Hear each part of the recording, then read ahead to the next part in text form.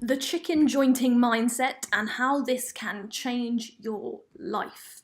Now, when we got started in property, I didn't know about all the stuff that I do now, about how you can work with investors, about JV partners. All I knew was the good old fashioned way that if you wanted to buy a property, you had to find that money yourself. And so if you haven't got a big cash pot there, what do you do? Well, you've got to save. Yes, that really sexy, exciting word.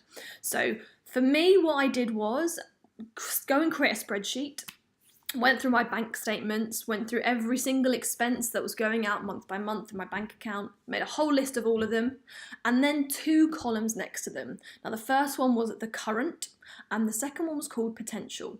So in the current, I just put all the state of play for how it was at the moment, and then I went through ruthlessly across all of them, all of those different areas, and said, do I really need to be spending that much money on car insurance? A monthly phone rental?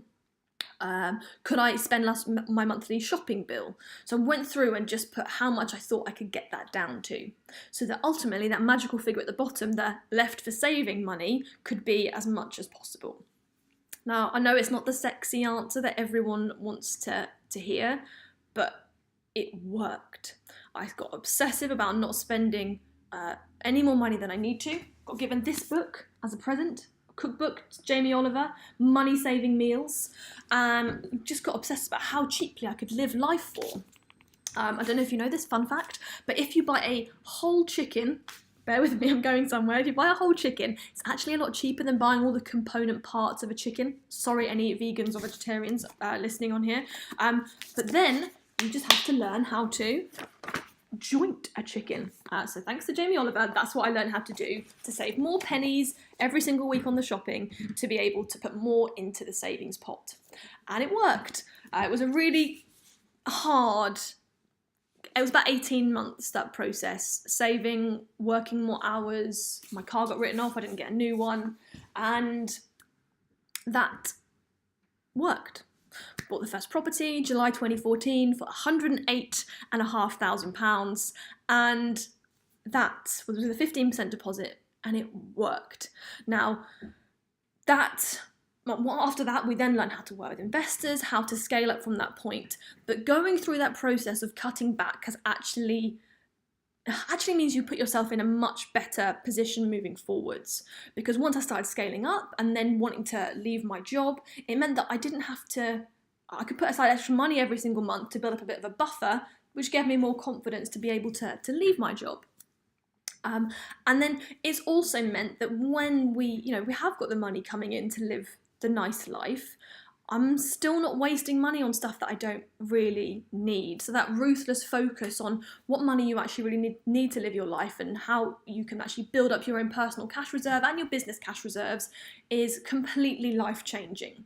So it's really shown me that if you can live on less in the short term, and it's not fun, but you can just have so much more freedom, choice, time, money in the medium to long term if you're willing to do that. Now, I know most people aren't willing to do that, but in my opinion, I would do it all over again.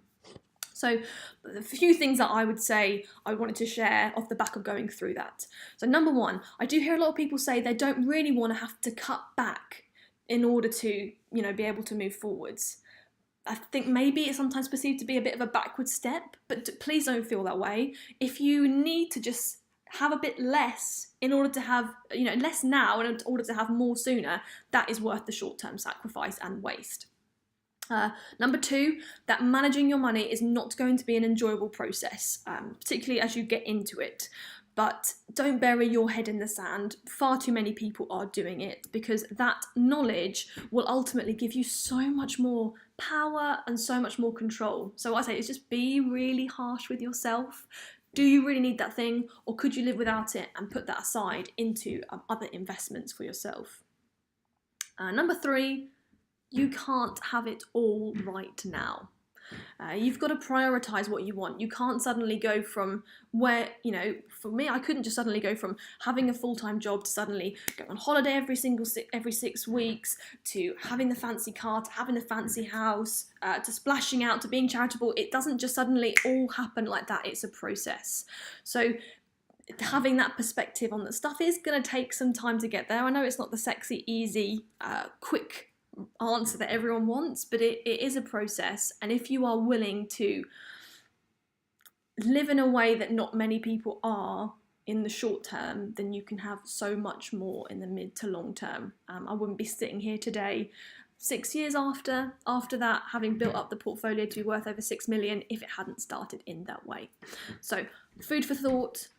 Can you embrace the chicken jointing mindset in your life to give you more control, more freedom, and ultimately create that financial change and that freedom in your life?